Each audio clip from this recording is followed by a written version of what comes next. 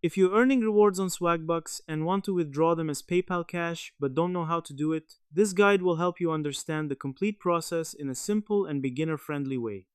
Converting your points into real money is one of the main benefits of using Swagbucks, and in this video, I'll walk you through each step so you can do it without any confusion. First, open the Swagbucks website or app and sign into your account using your email and password. Once you're logged in, check your available points, which are called SB. Make sure you have enough SB to redeem for a PayPal reward, as there is usually a minimum requirement. Next, go to the Rewards or Redeem section. Here you will see different reward options like gift cards and PayPal cash.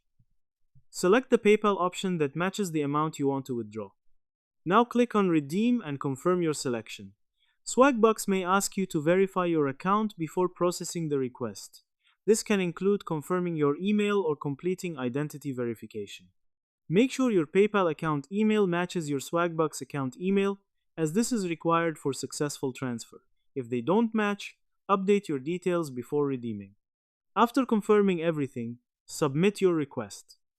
Swagbucks will process your redemption, and the cash will be sent to your PayPal account.